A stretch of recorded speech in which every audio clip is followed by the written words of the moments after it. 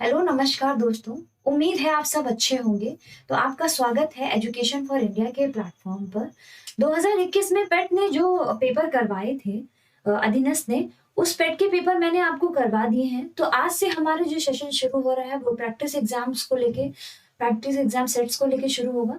तो चलिए शुरू करते हैं। एक कुछ अच्छे क्वेश्चंस के साथ आज मैं लेकर आई हूँ। तो आपके पेट में फुल टू फुल उम्मीद है कि आपको यहाँ से क्वेश्चन जरूर मिलेंगे। तो प्लीज कोई भी क्लास मिस मत करिएगा। जो प्रैक्टिस कराई जा रही है एग्जाम से 2 से 3 दिन पहले तक ये प्रैक्टिस पूरी करवाई जाएगी। अगर आप क्वेश्चंस कर लेते हो तो मैं ये डेफिनेटली कह सकती हूँ कि यहाँ से आपको कम से कम 60 से 70% मदद मिलेगी। तो चलिए शुरू करते हैं। मध्ययुगीन भारत में सर्वप्रथम रुपया नामक सिक्का किस शासक ने निर्गत किया था? हुमायूं, अकबर, जहांगीर या फिर शेरशाह सूरी? तो इसका उत्तर हो जाएगा option number D, Shershah Suri. Shershah Suri का जो टाइम था ये परीक्षण काल था मुद्रा की दृष्टि से। क्यों? क्योंकि इन्होंने मिश्रित धातु के जो सिक्के हैं उसको बंद करवा के शुद्ध सोने चांदी और तांबे के सिक्के चलाए थे। चांदी के सिक्कों की बात की जाए तो इनके चांदी के सिक्कों में, चांदी का सिक्का जो होता है 180 ग्रेन का होता था, जिसमें 173 शुद्ध चांदी होती थी। ठीक है। और ये जो सिक्के हैं इसके पीछे जो सुल्तान लिखा होता था वो अरबी भाषा के अतिरिक्त नागरी अक्षरों में भी लिखा होता था सुल्तान। ठीक है। शेरशाह सूरी की कुछ और कामों को अगर गिना जाए तो इन्होंने शुरू किया था भूमि मापांकन का काम की व्यवस्था प्रारंभ की थी इन्होंने। दूसरा इन्होंने शुरू किया था कि इन्होंने भूमि पैमाइश जो की थी वो गज सिकंदरी पैमाना से इन्होंने भूमि की नाप की थी। इन्होंने भूमि को तीन भागों में बांटा था। उपज के आधार पर इन्होंने बांटा था 3 भूमि को। पहला था उत्तम भूमि, दूसरा था मध्यम भूमि, ठीक है, और तीसरी थी निकृष्ट भूमि। जैसी उसकी उपज थी उस हिसाब से भूमि का बांटा गया था। चलिए नेक्स्ट है, महमूद गजनवी का दरबारी इतिहासकार कौन था? तो दरबारी इतिहासकार की बात की जाए, हसन निजामी, उतबी, फिरदौसी, चंद्रबरदाई। इसमें से 2 जो थे ये दरबारी तो थे, लेकिन सबसे ज्यादा अगर कहा जाता है तो उतबी जो थे ये महमूद गजनवी। इसका उत्तर भी हमारा बी हो जाएगा। ये महमूद गजनवी के दरबारी इतिहासकार थे और इनके द्वारा जो पुस्तक लिखी गई थी उस पुस्तक का नाम था किताब उल यामिनी, जिसमें सुबुहुद्दीन और महमूद गजनवी के लगभग 1020 तक के इतिहास जो उसमें थे, इतिहास की जानकारी मिलती है। फिरदौसी की बात की जाए तो ये शहनामा के लेखक थे। शहनामा इनके द्वारा लिखी गई थी। चंद्रबरदाई इनके द्वारा लिखी गई। ये हिंदी के पहले कवि कहे जाते हैं और इनके द्वारा लिखा गया जो महाकाव्य था वो पृथ्वीराज रासो था। पृथ्वीराज रासो जो कि पृथ्वीराज चौहान के ऊपर लिखी गई है। पृथ्वीराज रासो चंद्रबरदाई द्वारा लिखी गई। ये हिंदी का पहला महाकाव्य और हिंदी की पहली रचना का सम्मान इसे प्राप्त है। ख्वाजा हसन निजामी जो थे ये चिश्ती इस्लामी सिलसिले के भारतीय सूफी संत थे। ठीक है, ये भारतीय सूफी संप्रदाय के थे और ये उर्दू निबंधकार और हास्यकार भी थे। इनका जो समय था ये 1873 से 1955 के दौरान दिल्ली के रहने वाले थे। ये दिल्ली के थे और इन्होंने 60 से ज्यादा पुस्तकें लिखी, जिसमें से सबसे महत्वपूर्ण है 1857 घटनाओं के बारे में भी इन्होंने लिखा था। नेक्स्ट है, प्राचीन पतनपुहार किसके तट पर स्थित था? प्राचीन पतनपुहार ताम्रपर्णी, कावेरी, पेरियार या वेंगई? तो पुहार जिसे काकंदी भी कहते हैं। क्या कहते हैं? काकंदी भी कहते हैं। ये जो था ये कावेरी नदी के मुहाने पर अवस्थित था, मतलब इसके मुहाने पे स्थित था। ठीक है। प्रारंभ में ये चोल शासक जो थे करिकाल, करिकाल ने कावेरी तट पर पुहार के बंदरगाह को दुर्ग बनवाकर क्या किया था, सुरक्षित किया था। और इस कार्य में सिंघल को क्या कहते हैं, सिंघल आज के टाइम के जो नाम है इसका लंका, ठीक है, लंका के युद्ध बंदियों को इसमें लगाया था इसको बनवाने में, ठीक है। और तमिल साहित्य में भी पुहार एक क्या है, एक व्यस्त बंदरगाह के रूप में उल्लिखित है, इसका वर्णन मिलता है। नेक्स्ट है, महावीर स्वामी को किस नदी के तट पर ज्ञानोदय प्राप्त हुआ था, यानी कि ज्ञान प्राप्त हुआ था? स्वर्ण सिक्रता, पलासिनी, गंगा या ऋजु पालिका? इसमें से उत्तर क्या होगा, आपको उत्तर बताना है कि उत्तर क्या होगा। तो इसका उत्तर हो जाएगा ऋजु पालिका नदी के किनारे महावीर स्वामी इनको ज्ञान प्राप्त हुआ था। इनका जो जन्म है ये कहाँ हुआ था, कुंडग्राम में इनका जन्म हुआ था, ठीक है। ये ज्ञात्रक कुल के वज्जी संघ के प्रधान सिद्धार्थ के घर में 540 ईस्वी में इनका जन्म हुआ था। इनकी माता जो थी, इनकी माता त्रिशला थी, जो कि एक लिच्छवी गणराज्य की राजकुमारी थी। और 30 वर्ष की आयु में इन्होंने क्या करा था, इन्होंने 30 वर्ष की आयु में घर छोड़ दिया था और लगभग 12 साल की तपस्या के बाद 42 साल की उम्र में इनको ऋजुपालिका नदी के किनारे, ठीक है, जो कि जंबी ग्राम में है, वहां पर इनको एक साल के वृक्ष के नीचे, ठीक है, कैवल्य प्राप्त हुआ था। कैवल्य ये पूछा भी जा चुका है। कैवल्य का मतलब होता है सर्वोच्च ज्ञान। कैवल्य इनको प्राप्त हुआ था और 72 वर्ष की उम्र में, ठीक है, 468 ईस्वी में इनकी मृत्यु हो गई थी। और इनकी मृत्यु कहाँ हुई थी, पावा में हुई थी। नेक्स्ट है, राग का टीला निम्नलिखित किस नव पाषाणिक स्थल से संबंधित है? बुधिहाल, संगनकल्लू, कोल्डी हवा या ब्रह्मगिरी? तो इसका उत्तर हो जाएगा ऑप्शन नंबर बी, यानी कि संगनकल्लू। संगनकल्लू ये कहां पर है, ये मैसूर में बेल्लारी जनपद में है संगनकल्लू। बेल्लारी जनपद में संगनकल्लू एक नवपाषाणिक पुरस्थल है, ठीक है। विद्वानों का जो मानना था, उन्होंने जो अनुमान लगाया था, उनके अनुसार जो जानवरों का जो गोबर होता था उसको इकट्ठा करके आग लगा दी गई होगी, ऐसा उनका मानना था। शायद उसी से ही ये टीला बना था। बुधिहाल की बात की जाए तो ये भी एक पुरातात्विक स्थल है, ठीक है। और यहाँ भी राग के जो टीले हैं वो पाए गए हैं, लेकिन ये मध्य पाषाणिक है, ये मध्य पाषाणिक काल का है, ठीक है।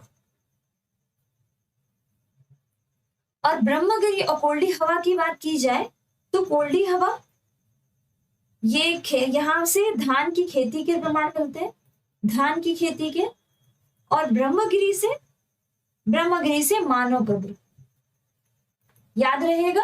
चलिए नेक्स्ट क्वेश्चन की तरफ बढ़ते हैं। किस अधिनियम के अंतर्गत प्रथम बार भारत में चुनाव के तत्व का प्रारंभ हुआ था? भारतीय परिषद अधिनियम 1961, भारतीय परिषद अधिनियम 1892 और 1892, भारत सरकार अधिनियम 1909 और भारत सरकार अधिनियम 1919। इसमें उत्तर क्या हो जाएगा? तो उत्तर हो जाएगा ऑप्शन नंबर बी, यानी कि भारतीय परिषद अधिनियम 1892 में इसकी स्थापना हुई थी। प्रथम बार जो है चुनाव के तत्व प्रारंभ किए गए थे।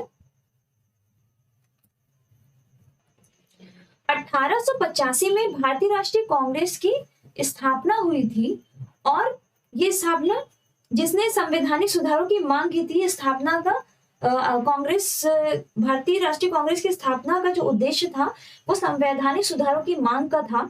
और इसी के फलस्वरूप ही 1892 में भारतीय परिषद अधिनियम पारित किया गया था, ठीक है। और इसमें सदस्यों की संख्या जो थी वो केंद्रीय परिषद में बढ़ाकर कम से कम 10 और अधिकतम 16, ठीक है, अधिकतम 16 कर दी गई थी।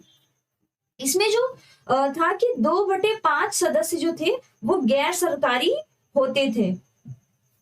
बात की जाए 1861 अधिनियम, 1861 अधिनियम जो था ये इसकी शुरुआत जो था, शुरुआत के साथ ये कार्यकारी इसकी जो शुरुआत हुई, भारतीय परिषद अधिनियम 1861, इसकी शुरुआत के साथ कार्यकारी परिषदों को गृह, कानून और वित्त तथा सैन्य, राजस्व जैसे पोर्टफोलियो इसमें सौंपे गए थे। इसमें क्या हुआ था, इसमें वायसराय को जो था, वायसराय को विधान परिषदों में नियम और कानून बनाने का अधिकार मिला था और इसके साथ ही साथ वायसराय को आपातकाल स्थितियों में पहली बार अध्यादेश जारी करने की भी शक्ति प्राप्त हुई थी। ठीक है, 1861 कई बार पूछा जा चुका है तो ये ध्यान रखिएगा। 1919 भारत सरकार अधिनियम, ये मार्लियामेंटो सुधार है और 1909 मार्लियामेंटो सुधार और 1919 मॉन्टेग्यू चेम्सफोर्ड सुधार अधिनियम। ठीक है, चलिए नेक्स्ट बढ़ते हैं। गांधी जी के नमक सत्याग्रह का एकमात्र उद्देश्य क्या था? नमक कानून को निरस्त करना, सरकार की सत्ता की कटौती, आम लोगों के लिए आर्थिक राहत या भारत के लिए पूर्ण स्वराज। इसमें उत्तर क्या हो जाएगा? तो उत्तर था एक, नमक कानून को निरस्त करना। गांधी जी की जो नमक सत्याग्रह की यात्रा है ये साबरमती आश्रम से शुरू हुई थी और दांडी पर जाके खत्म हुई थी, जो कि 12 मार्च 1930 को शुरू हुई थी और खत्म कब हुई थी? 6 अप्रैल 1930 को दांडी पहुंचकर इस यात्रा को समाप्त किया गया था, जिसमें 78 लोग सहयोगी साथ में चले थे। ठीक है, ताकि नमक वहां पे दांडी पहुंचकर नमक बनाकर इस कानून का उल्लंघन किया और गांधी जी ने वहीं से ही सविनय अवज्ञा आंदोलन की शुरुआत या कह सकते हैं उसकी नींव रखी गई थी। नेक्स्ट है, इंडियन होम रूल सोसाइटी स्थापित हुई थी। हमको बताना है कब हुई थी? 1900 में, 1901, 1902 या 1905 में। तो उत्तर है 1905 में इंडियन होम रूल सोसाइटी स्थापित हुई थी। फरवरी 1905 में लंदन में श्याम जी कृष्ण वर्मा ने इंडियन होम रूल सोसाइटी की स्थापना की थी। इसे और क्या कहा जाता है? इसे इंडिया हाउस के नाम से भी जाना जाता है। इस संस्था का जो उद्देश्य था वो अंग्रेजों को आतंकित कर स्वराज्य प्राप्त करना था। ठीक है, और यहीं से ही एक समाचार पत्र भी निकाला गया था जिसको सोशियोलॉजिस्ट नाम की जो समाचार पत्र था उसका प्रकाशन हुआ था। ये है इंडियन होम रूल लीग और होम रूल लीग। ठीक है, वो 1916 में, कंफ्यूज मत होइएगा, 1916 में अप्रैल में तिलक जी द्वारा और सितंबर में एनी बेसेंट द्वारा। तो यहाँ कंफ्यूज मत होइएगा, ये इंडियन होम रूल सोसाइटी है और वो इंडियन होम रूल लीग था। ठीक है, नेक्स्ट है, किस कांग्रेस अधिवेशन ने 1905 में बंगाल में स्वदेशी तथा बहिष्कार आंदोलन चलाने का समर्थन किया था? कलकत्ता, बेलगाम, कराची या बनारस? तो 1905 जिसे बंगाल का विभाजन काल भी कहा जाता है, जो कि लॉर्ड कर्जन के टाइम पे हुआ था 1905 में। 19 जुलाई 1905 को विभाजन की रूपरेखा रखी गई और 20 जुलाई को इसकी घोषणा कर दी गई थी। ठीक है, जिसका परिणाम क्या हुआ कि 7 अगस्त 1905 को कलकत्ता के टाउन हॉल में, ठीक है, स्वदेशी आंदोलन की घोषणा हो गई थी और विदेशी वस्तुओं के बहिष्कार का प्रस्ताव भी पास किया गया था। इसी के चलते Banaras, option number D, Banaras अधिवेशन की अध्यक्षता करते हुए गोपाल कृष्ण गोखले जी ने स्वदेशी और बहिष्कार आंदोलन का समर्थन किया था। तो उत्तर हो जाएगा बनारस। नेक्स्ट है, निम्नलिखित में से किसने लक्ष्मीबाई के पति की मृत्यु के उपरांत उसके दत्तक पुत्र को उत्तराधिकारी से वंचित किया तथा बाद में राज्य को अपने कब्जे में ले लिया? तो आपने सुना होगा हड़प नीति, पढ़ा होगा हड़प नीति, जिसे डॉक्ट्रिन ऑफ लैप्स भी कहा जाता है। ये लॉर्ड डलहौजी के द्वारा चलाई गई थी, जिसने सबसे पहला राज्य जो कब्जे में किया था वो था सतारा, और सबसे आखिरी जो था वो अवध था।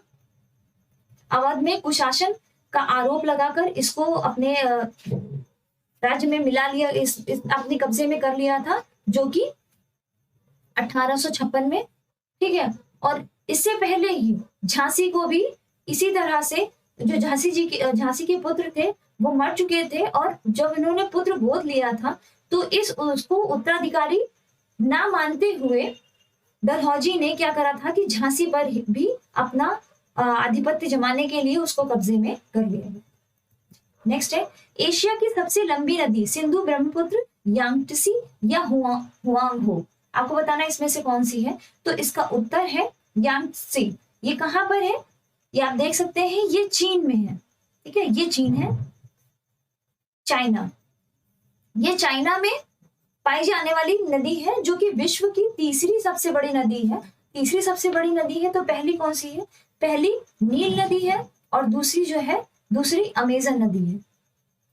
अमेजन नदी, नील नदी ये अफ्रीका में पाई जाती है, अफ्रीका में है, और अमेजन जो है ये दक्षिण अमेरिका में। तीसरी सबसे बड़ी नदी यांगत्से नदी।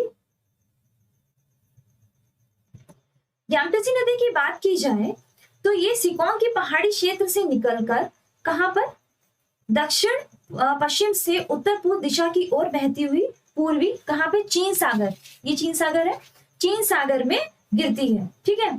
इसको चोंगजियांग, यांगत्से या यांगजी भी कहा जाता है। थर्ड लार्जेस्ट है, ये आपको मैं बता चुकी हूँ, ठीक है। चलिए सिंधु नदी की बात की जाए तो सिंधु नदी एशिया की लंबी नदियों में से एक है। ये पाकिस्तान, भारत और चीन के माध्यम से बहती हुई जाती है, ठीक है। इसका उद्भव जो कहां से है, तिब्बत से। तिब्बत में है मानसरोवर, मानसरोवर के निकट एक है सिनका बाब नामक जगह, वहां से इसका उद्गम है। ब्रह्मपुत्र नदी की बात की जाए, जो कि इस तरह से भारत के मैप पे आप देख सकते हैं, ठीक है। ब्रह्मपुत्र नदी जो है ये बांग्लादेश से होकर बहती है, ये बांग्लादेश से होकर बहती है। जब ये तिब्बत से निकलती है तो ये अरुणाचल प्रदेश में प्रवेश करती है, ठीक है। यहाँ पर अरुणाचल प्रदेश से प्रवेश करते हुए ये बांग्लादेश में आ जाती है। ये कहाँ से निकली है, ये तिब्बत के पुरंग जिले में स्थित मानसरोवर झील के निकट से निकली है। चलिए नेक्स्ट, हुआंग हो या हुआंग है या हुआंग हा, इसको पेली नदी भी कहा जाता है। ये कहां पर है, ये भी चाइना में ही, चाइना से होकर बहने वाली नदी है ये, ठीक है। ये लंबाई में 7th नंबर पर आती है वर्ल्ड में, ठीक है। इसका उद्भव जो है ये बयान हार माउंटेन से होता है। कहां से होता है, बयान हार माउंटेन। इसका मुहाना बोहाई सी है, बोहाई सी।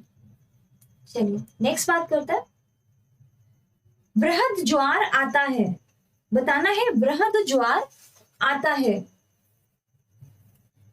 तो जब सूर्य तथा चंद्रमा एक सीधी रेखा में होते हैं, या फिर जब सूर्य तथा चंद्रमा समकोण बनाते हैं, या जब तेज हवा चल रही हो, या फिर जब रात बहुत ठंडी हो।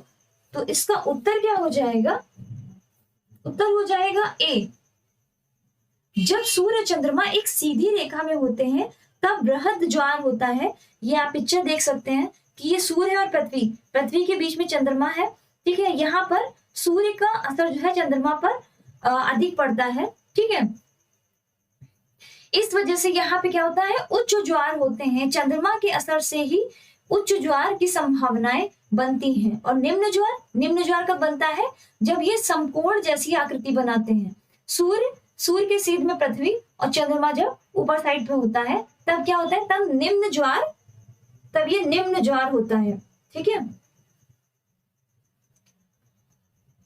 इस स्थिति को क्या कहा जाता है? इस स्थिति को सिजिकी कहा जाता है, सिजिकी। चलिए नेक्स्ट है,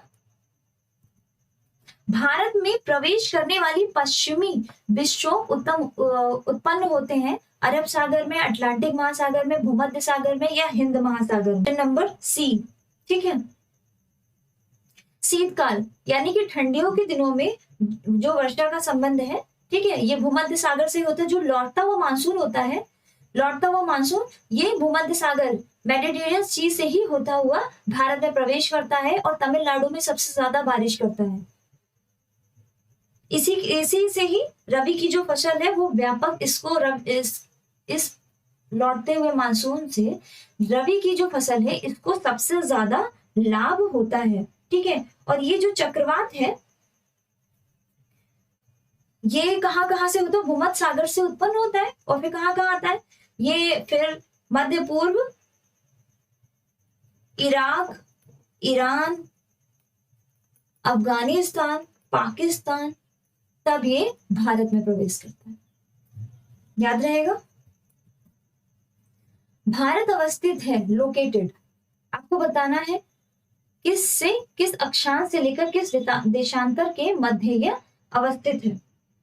तो उत्तर हो जाएगा option number C, 8 degree 4 minute उत्तर से 37 डिग्री 6 मिनट उत्तर तक, तथा देशांतर में 68 डिग्री 7 मिनट से 97 डिग्री 25 मिनट पूर्व के मध्य तक।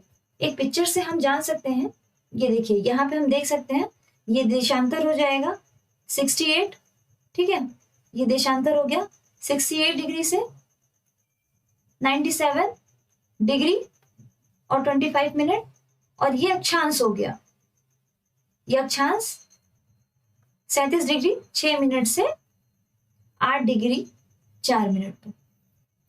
आगे समझ में? चलिए नेक्स्ट है, जनगणना 2011 के अनुसार 14 वर्ष से कम आयु वाले संख्या सकल आबादी का कितने प्रतिशत है? 29%, 30%, 31% या 32%? 2011 की अंतिम जनगणना के अनुसार 14 वर्ष से कम आयु वालों की संख्या कितनी है? 31% है। ऑप्शन नंबर सी उत्तर हो जाएगा। साख पत्र जिसे क्रेडिट कार्ड भी कहते हैं, हम क्रेडिट कार्ड के नाम से जाते हैं, तो साख पत्र दिया जाता है एक निर्यातकर्ता द्वारा, एक आयातकर्ता द्वारा, सीमा शुल्क अधिकारियों द्वारा या जहाजी कंपनियों द्वारा। आयातकर्ता द्वारा दिया जाता है, ठीक है, याद रहेगा। चलिए नेक्स्ट है, उत्तर प्रदेश औद्योगिक विकास निगम स्थापित है। उत्तर प्रदेश औद्योगिक विकास निगम कानपुर में, लखनऊ, आगरा या नोएडा, कहां पर है? तो उत्तर प्रदेश औद्योगिक विकास निगम ये कानपुर में ये कार्यरत एक सार्वजनिक क्षेत्र है। निम्नलिखित में से किसको मुद्रा की पूर्ति का विस्तृत माप माना जाता है? M1, M2, M3 या M4? तो उत्तर हो जाएगा M3। इसका एक फॉर्मूला होता है M3 बराबर M1 प्लस बैंकों की सावधि जमा है, ठीक है, तो उत्तर हो जाएगा ऑप्शन नंबर सी। नेक्स्ट है, भारत का आर्थिक सर्वेक्षण संबंधित योजना आयोग से, रिजर्व बैंक ऑफ इंडिया से, वित्त मंत्रालय से या वित्त आयोग से? तो उत्तर है वित्त मंत्रालय से। क्या होता है? आर्थिक सर्वेक्षण जो है वो संबंधित होता है, और इसको ये कब शुरू किया गया? ये वित्त मंत्रालय द्वारा, ठीक है, वित्त मंत्रालय का जो है ये एक बहुत ही महत्वपूर्ण मंत्रालय है। ये कराधान, वित्तीय कानून और वित्तीय संस्थाओं, पूंजी बाजार और तथा केंद्र और राज्य की जो वित्त है और जो केंद्रीय बजट से जो जुड़े मामले हैं, ये कौन देखता है? ये वित्त मंत्रालय देखता है, ठीक है। आर्थिक सर्वेक्षण के ही आधार पर ही बजट बनाया जाता है, ठीक। वर्तमान में हमारे वित्त मंत्री कौन है? निर्मला सीतारमण, ठीक है। चलिए नेक्स्ट है क्वेश्चन है भारत में स्थानीय शासन संबंधित निम्नलिखित घटनाओं पर विचार कीजिए और उन्हें कालक्रमानुसार व्यवस्थित कीजिए। सबसे पहले इसको कालक्रमानुसार सबसे पहले हमें जानने की जरूरत है इसकी शुरुआत करेंगे 1956 से। 1956 में क्या था, बलवंत राय मेहता समिति आई थी। बलवंत राय मेहता समिति का गठन हुआ था, ठीक है, भारत सरकार के द्वारा। और इसका उद्देश्य क्या था कि लोकतांत्रिक विकेंद्रीकरण की योजना की सिफारिश करना था, ठीक है। अंतिम रूप से ये पंचायती राज के रूप में जाना गया। उसके बाद क्या है, उसके बाद 1977 में अशोक मेहता समिति आई और इसने पंचायती राज पद्धति को द्विस्तरीय में बांटा था। उसके बाद आया 1985 में जेवी की राव समिति आई थी और इसका उद्देश्य था गरीबी उन्मूलन कार्यक्रम की समीक्षा करना। 1987 में आई थी LM सिंघवी समिति, ठीक है, लोकतंत्र और विकास के लिए पंचायती राज संस्थाओं का पुनरुद्धार पर इसका गठन किया गया था। और पीके थुंगन समिति ये आई थी 1988 में। राजनीतिक और प्रशासनिक ढांचे की जांच करने के उद्देश्य से इसका गठन किया गया था। तो ऑप्शन कौन सा हो जाएगा, ऑप्शन नंबर सी इसका उत्तर हो जाएगा। नेक्स्ट है भारतीय संविधान में संशोधन के लिए विधेयक लाया जा सकता है केवल लोकसभा में, केवल राज्यसभा में, या दोनों, लोकसभा या राज्यसभा दोनों में, या भारत के सर्वोच्च न्यायालय में। तो उत्तर है लोकसभा या राज्यसभा, दोनों ही सदनों में भारतीय संविधान संशोधन विधेयक लाया जा सकता है, धन विधेयक या वित्त विधेयक को छोड़कर, क्योंकि ये जो विधेयक होते हैं इन्हें लोकसभा में ही लाया जाता है। संशोधन जो है भारतीय संविधान में संशोधन कौन से आर्टिकल के अंतर्गत आता है, 368 के अंतर्गत आता है। नेक्स्ट है भारत की संसदीय व्यवस्था में शून्यकाल कहां से लिया गया, संयुक्त राज्य अमेरिका, जापान, दक्षिण अफ्रीका, या उपरोक्त में से कोई नहीं। तो उत्तर इसका हो जाएगा उपरोक्त में से कोई नहीं, क्योंकि जो शून्यकाल है इसकी व्यवस्था जो है ये भारत में ही जन्मी है, ठीक है, भारत में ही जन्मी। और ये वर्ष 1900 कब से लागू हुई थी, 1962 से इसको जारी किया गया था। इसमें क्या होता है कि संसद का जो सदस्य है वो बिना पूर्व सूचना दिए, ठीक है, मामले को उठा सकते हैं। जो प्रश्नकाल होता है, प्रश्नकाल और कार्यक्रम तय करने के मध्य का जो समय होता है उसे ही क्या कहा जाता है, उसे ही शून्यकाल कहा जाता है। और इसका जो समय है 12 से 1 बजे तक का होता है, ठीक है। लेकिन भारतीय संविधान में शून्यकाल का कहीं पर भी उल्लेख आपको नहीं मिलेगा।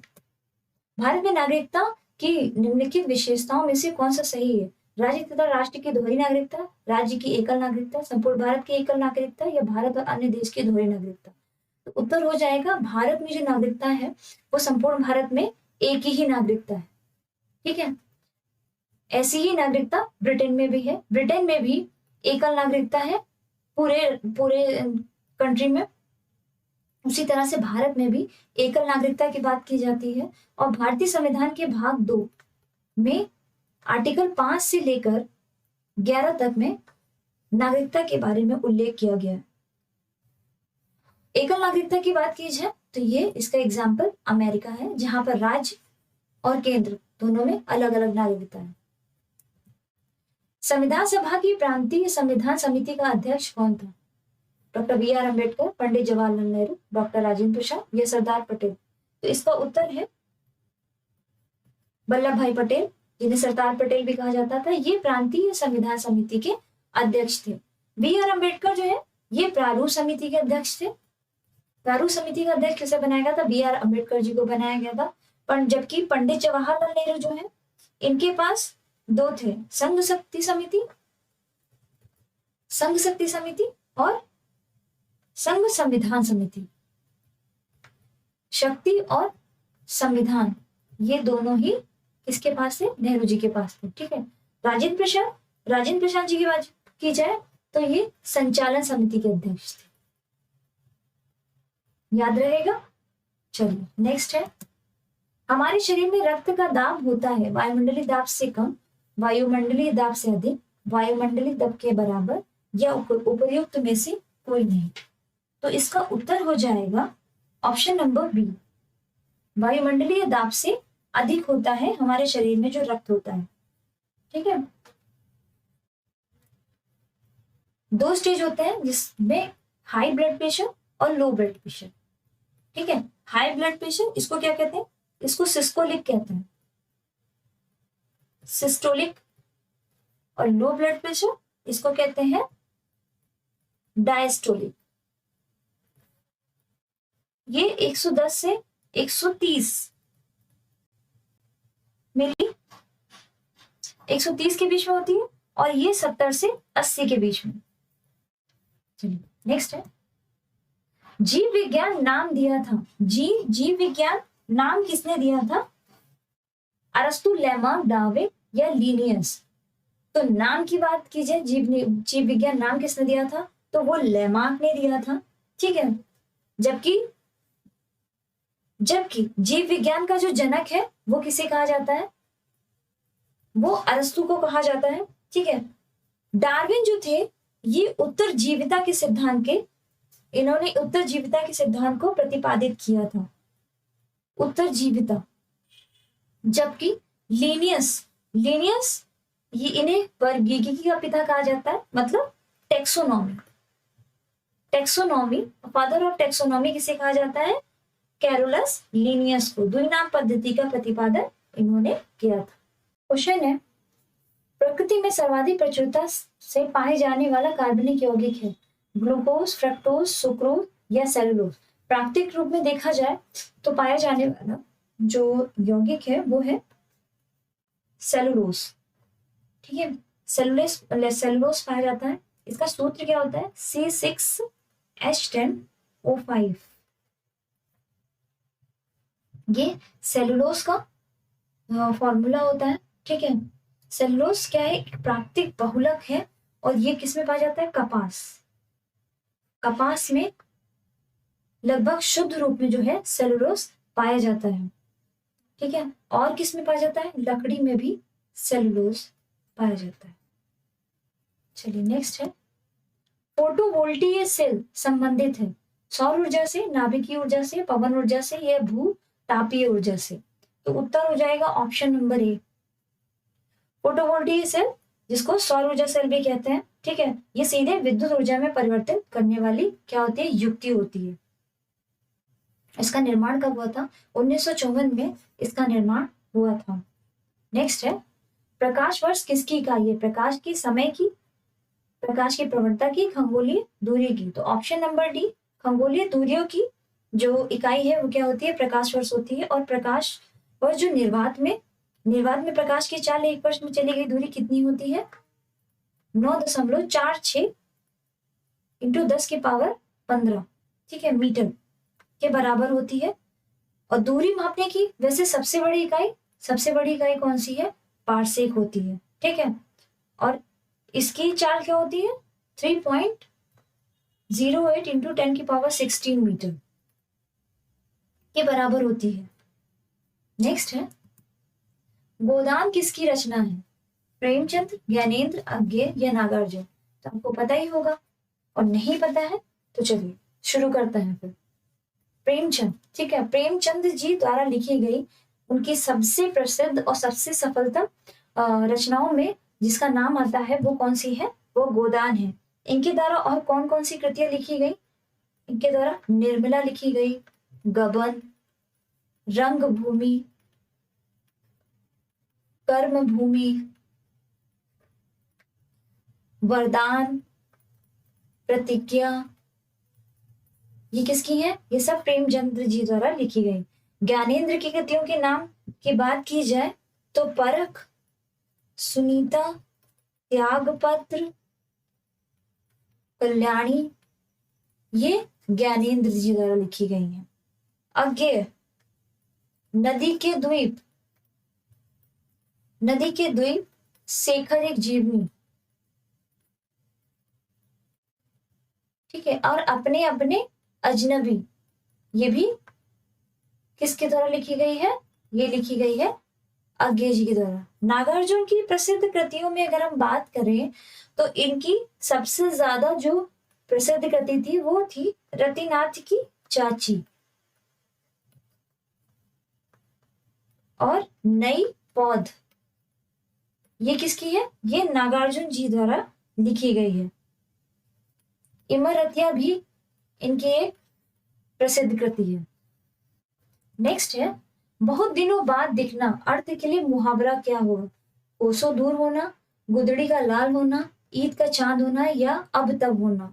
तो इसका उत्तर हो जाएगा ईद का चांद, जिसको हम बहुत दिनों बाद देखते हैं। तो क्या कहते हैं कभी कभी कि आप तो ईद का चांद हो गए ना, जैसे कि बहुत दिनों बाद जो दिखता है उसको क्या कहेंगे? ईद का चांद होना। कोसों दूर होना, कोसों दूर मतलब बहुत अलग होना, ठीक है। ये गुदड़ी का लाल होना, गुदड़ी का लाल होना के लिए आता है कि गरीब के घर में, गरीब के घर में क्या होता है? गुणवान का उत्पन्न होना, इसको क्या कहा जाता है? गुदड़ी का लाल होना, ठीक है। अब तब होना यानी कि मरने के करीब, मरने के करीब को अब तब होना। दिए विकल्पों में सही वाक्य पहचानिए, हमें बताना है इसमें सही कौन सा है। तो उत्तर है इसका ऑप्शन नंबर डी, ईमानदारी मनुष्य का श्रेष्ठ गुण है, ठीक है। ईमानदारी जो है एक गुण के रूप में होता है, तो उत्तर ये यही हो जाएगा ना। व्यवहार, आचरण और लक्षण नहीं होता, ईमानदारी क्या होता है? एक गुण होता है। अनिल अनल, अनिल अनल, अनिल क्या होता है? अनिल किसका पर्यायवाची है? अनिल होता है वायु का पर्यायवाची और अनल जो है ये अग्नि का पर्यायवाची होता है, ठीक है। और इसे अनेकार्थी के रूप में अगर यूज करें, ठीक है, भिन्नार्थक अर्थों में, तो अनिल अनल लगभग एक जैसे दिखते हैं, लेकिन इनके जो अर्थ है वो अलग अलग हैं। तो अनिल का अर्थ हो गया वायु और अनल का अर्थ हो गया अग्नि। तो उत्तर क्या हो गया? Option number A. इसके अलावा अगर हम पर्यायवाची में आ जाए तो अनिल का पर्यायवाची और क्या क्या हो सकता है? हवा है, पवन, समीर, वात, मारुत, ये क्या है? ये अनिल के पर्यायवाची हैं। और अनिल के पर्यायवाची जिसे आग कहते हैं, अग्नि, है ना, पावक, दहन, वैश्वानर, धूमकेतु, ये किसके हैं पर्यायवाची? ये अग्नि के हैं। नेक्स्ट है पक्षी दाना चुग रहा है, तो पक्षी का पर्यायवाची इनमें से कौन सा नहीं है? अंडज होगा, खग होगा, नभचर होगा। जबकि पंकज जो है, पंकज जो है ये पक्षी का पर्यायवाची ना होकर कमल का पर्यायवाची होता है। पंकज, ठीक है, ये किसका पर्यायवाची है? कमल का पर्यायवाची है। नेक्स्ट है मधुशाला किसकी कृति है? हमें बताना है मधुशाला मैथिली शरण गुप्त, रविन्द्रनाथ टैगोर, हरिवंश राय बच्चन या जयशंकर प्रसाद, ये किसकी कृति है? तो उत्तर है हरिवंश राय बच्चन। हरिवंश राय बच्चन द्वारा रचित कृति कौन सी है? मधुशाला, जो इनकी सबसे प्रसिद्ध कृतियों में से है। मैथिली शरण गुप्त की सबसे फेमस भारत भारती। रविन्द्रनाथ टैगोर जी ने गीतांजलि लिखी थी, गार्डनर लिखी थी, ठीक है, चित्रांगदा लिखी थी। जबकि जयशंकर प्रसाद, इनकी कौन कौन सी थी? इनकी कामायनी, आंसू, ठीक है, लहर, ये क्या है? ये जयशंकर प्रसाद की कृतियां हैं। नेक्स्ट है उस्ताद जाकिर हुसैन का संबंध संगीत के किस वाद्य से है? सितार, तबला, सरोद या बांसुरी। तो उत्तर है ऑप्शन नंबर बी, उस्ताद जाकिर हुसैन जो है ये तबले से संबंधित है, ठीक है, तबला वाद्य यंत्र से संबंधित है। जबकि सितार, सितार से संबंधित कौन है? पंडित रविशंकर जो है ये सितार से संबंधित है। सरोद, सरोद से संबंधित अमजद अली खां, अमजद अली खां जो है ये सितार से है। और बांसुरी से हरि प्रसाद चौरसिया, ये किससे संबंधित है? ये बांसुरी से संबंधित है। और एक और नाम है पन्नालाल घोष। पन्नालाल घोष भी जो है ये बांसुरी से संबंधित है। नेक्स्ट है भूक्षरण किसके द्वारा रोका जा सकता है? पक्षी जनसंख्या बढ़ाकर, वनारोपण, वनस्पति हटाकर या अतिचरण? तो उत्तर हो जाएगा अगर मिट्टी बारिश के पानी से टूट टूट कर निकलना या बहना शुरू होती है या उसका क्षरण होता है, ठीक है, तो उसको किससे? पेड़ लगाकर रोका जा सकता है, वनारोपण द्वारा उसको रोका जा सकता है। ठीक है, और किस तरह से? समोचित जुताई करके या पट्टीदार खेती करके, इस तरह से भी भूक्षरण को रोका जा सकता है, जबकि ये तीनों ऑप्शन गलत है। आर्थिक सर्वेक्षण किसके द्वारा प्रकाशित होता है? आर्थिक सर्वेक्षण जो है ये वित्त मंत्रालय द्वारा प्रकाशित होता है, ये मैं आपको बता चुकी हूं। पणजी किस भारतीय राज्य की राजधानी है? छत्तीसगढ़, गोवा, झारखंड या हिमाचल प्रदेश? तो पणजी की बात की जाए तो ये गोवा की राजधानी है। पणजी किसकी राजधानी है? गोवा की राजधानी है।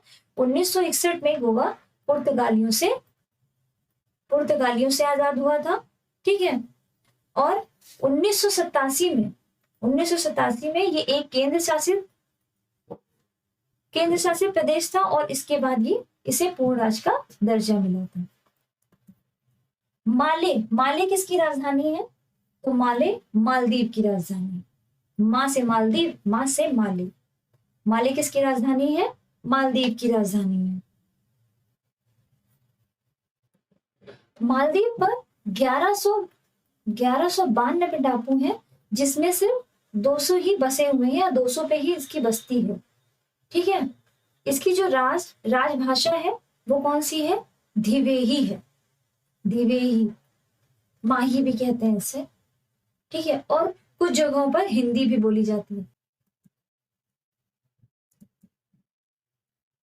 नेक्स्ट है भारत में राष्ट्रपति अपना कार्यकाल पूरा होने के पहले अपना त्यागपत्र किसको सौंपते हैं? मुख्य न्यायाधीश को, उपराष्ट्रपति को, प्रधानमंत्री को या लोकसभा अध्यक्ष को? तो इसका उत्तर हो जाएगा उपराष्ट्रपति। भारत में जो राष्ट्रपति है ये अपने कार्यकाल पूरा होने से पहले त्यागपत्र किसको देते हैं? उपराष्ट्रपति को देते हैं। चलिए नेक्स्ट है खजुराहो समूह के प्रसिद्ध स्मारक किस राज्य में है? खजुराहो का जो समूह है ये मध्य प्रदेश में स्थित है और सबसे ज्यादा जो इसमें प्रसिद्ध मंदिर है वो कौन सा है? कंदरिया महादेव का मंदिर, ये सबसे ज्यादा प्रसिद्ध है। और जो खजुराहो के जो मंदिर है इसे चंदेल वंश द्वारा बसाया गया था। नेक्स्ट है शांति व विकास के लिए विश्व विज्ञान दिवस मनाया जाता है। विश्व विज्ञान दिवस कब मनाया जाता है? 10 नवंबर को। 10 नवंबर को विश्व विज्ञान दिवस जो है विश्व भर में मनाया जाता है। ठीक है, इसका जो विषय है इस बार क्या था? इसका विषय था इस बार सतत विकास के लिए कृषि, सतत विकास के लिए कृषि विज्ञान और प्रौद्योगिकी में एकीकृत दृष्टिकोण ये था 2022 की विज्ञान दिवस का, जो कि 10 नवंबर को होता है। उसका क्या विषय था? सतत विकास के लिए कृषि विज्ञान और प्रौद्योगिकी में एकीकृत दृष्टिकोण। ठीक है, 9 नवंबर को क्या आता है? 9 नवंबर को होता है national legal service day. National legal service day ये होता है 9 नवंबर को। 11 नवंबर को नेशनल एजुकेशन डे होता है, और जबकि 12 नवंबर को वर्ल्ड निमोनिया डे। ठीक है, वर्ल्ड निमोनिया डे 12 नवंबर को। नेक्स्ट है विश्व एड्स दिवस कब मनाया जाता है? तो विश्व एड्स दिवस जो है 1 दिसंबर को मनाया जाता है, जबकि 3 दिसंबर को वर्ल्ड हैंडीकैप डे और 5 दिसंबर को इंटरनेशनल वॉलेंटियर डे, जबकि 7 दिसंबर को national arms day, arms force day, national arm force day मनाया जाता है। आगे हम बात करेंगे,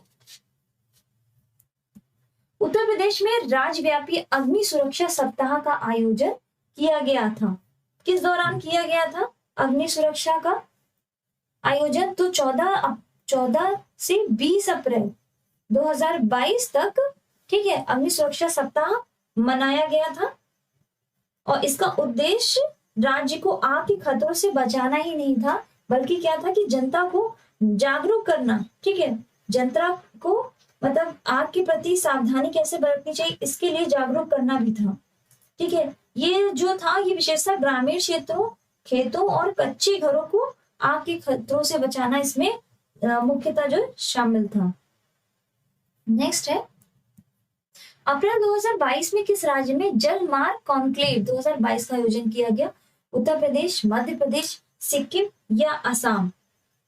तो उत्तर हो जाएगा ऑप्शन नंबर डी, असम में, ठीक है। 11-12 अप्रैल को क्या हुआ था? जलमार्ग कॉन्क्लेव 2022 का आयोजन किया गया था, ठीक है।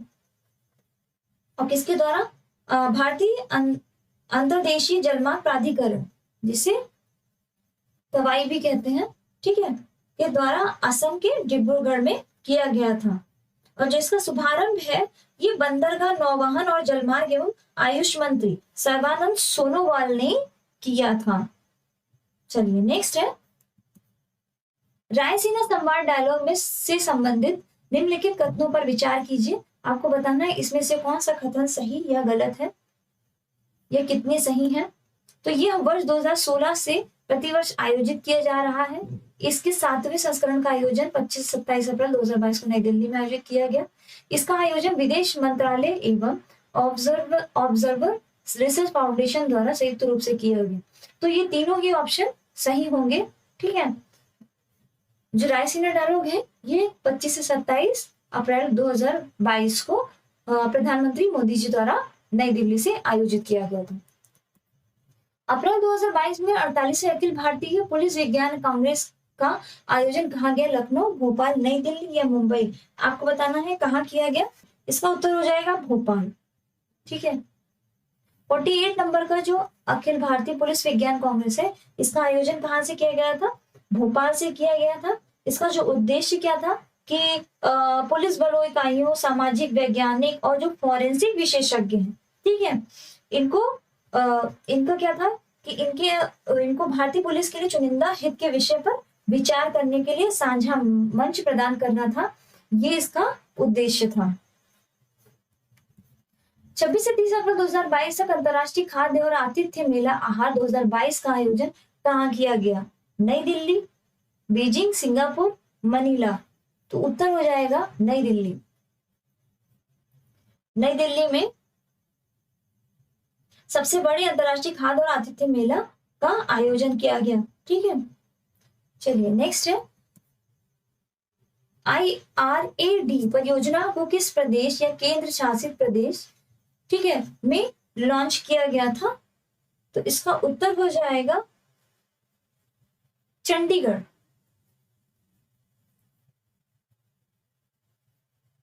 चंडीगढ़ में एकीकृत सड़क दुर्घटना IRAD एकीकृत सड़क दुर्घटना डाटाबेस क्या किया गया था? लॉन्च किया गया था। और ये किसके द्वारा विकसित किया गया? ये IIT मद्रास द्वारा विकसित किया गया, ठीक है। इस परियोजना को जो है IIT मद्रास द्वारा विकसित किया गया था। अप्रैल 2022 में किस राज्य ने राष्ट्रीय ध्वज फहराने का विश्व रिकॉर्ड बनाया? तेलंगाना, बिहार, आंध्र प्रदेश या तमिलनाडु? तो बिहार, ठीक है। राष्ट्रीय ध्वज फहराने का विश्व रिकॉर्ड इस बार किसने बनाया? इस बार बनाया था बिहार ने, जिसने लगभग 77,900 राष्ट्रीय ध्वज फहराए थे। इससे पहले जो इसका जो रिकॉर्ड है वो पाकिस्तान के नाम पे था और उसने कितने फहराए थे? 57,632 राष्ट्रीय ध्वज फहराए थे 2004 में। चलिए, और ये जो बिहार में जो ये फ्लैग जो रेस किए गए, फ्लैग फहराए गए, ठीक है, फहराए गए, तो ये किसके लिए, ये जो 1857 के दौरान जो बिहार का नेतृत्व कर रहे थे कुंवर सिंह जी, कुंवर सिंह जो ये स्वतंत्रता सेनानी थे, ठीक है, इन्हीं के जीत के उपलक्ष्य में 23 अप्रैल 1858, ठीक है, इन्होंने जीत हासिल करी थी 23 अप्रैल 1858। इसी उपलक्ष्य में, ठीक है, बिहार में क्या किया गया, जो राष्ट्रीय ध्वज है उसको फहराकर विश्व रिकॉर्ड बनाया गया। अप्रैल 2022 को जारी राज्य ऊर्जा और जलवायु सूचकांक में प्रथम स्थान पर कौन सा राज्य है? गुजरात, तेलंगाना, कर्नाटक, तमिलनाडु। उत्तर हो जाएगा गुजरात। गुजरात जो है ये नीति आयोग द्वारा इस सूचकांक को जारी किया गया था, जिसमें गुजरात पहले नंबर पे है, दूसरे नंबर पे है केरल, केरल दूसरे नंबर पर है, जबकि तीसरे नंबर पर पंजाब है। चलिए नेक्स्ट है, किस रेलवे जोन ने एक स्टेशन एक उत्पाद पहल को लॉन्च किया? दक्षिण पूर्व रेलवे, मध्य रेलवे, दक्षिण मध्य रेलवे या दक्षिण पश्चिम रेलवे? उत्तर है इसका दक्षिण मध्य रेलवे ने अप्रैल 2022 में जो इसके सभी छह मंडल थे, ठीक है, इनमें क्या करा, एक स्टेशन एक उत्पाद पहल की शुरुआत की थी। और ये सबसे पहले तिरुपति स्टेशन पर पायलट परियोजना के बाद, ठीक है, इसे कहाँ कहाँ लागू किया गया? सिकंदराबाद में, कांचीपुर में, ठीक है, विजयवाड़ा में, गुंटूर और औरंगाबाद स्टेशनों पर इसको लॉन्च किया गया। दक्षिण मध्य रेलवे का जो मुख्यालय है वो कहाँ पर है? सिकंदराबाद। सिकंदराबाद में दक्षिण मध्य रेलवे का मुख्यालय है। स्वदेशी नेविगेशन सिस्टम गगन का उपयोग करके अपने विमान को उतारने वाली एशिया की पहली एयरलाइन कौन सी बन गई? Air India, Indigo, spice jet या गो एयर? तो इसका उत्तर है इंडिगो। इंडिगो जो है, ठीक है, ये एयरलाइन स्वदेशी नेविगेशन सिस्टम गगन का फुल फॉर्म क्या होगा? गगन का फुल फॉर्म हो जाएगा जीपीएस एडेड ऑगमेंटेड नेविगेशन। इसको क्या कहते हैं? गगन, ठीक है। एयरलाइन स्वदेशी नेविगेशन सिस्टम गगन जो है, इसका उपयोग करके अपने विमान को उतारने वाली एशिया की एयरलाइंस, पहली एयरलाइंस जो है वो कौन बन गई है? इंडिगो बन गई है। So thank you class. उम्मीद है आपको प्रैक्टिस क्वेश्चन समझ में आए होंगे।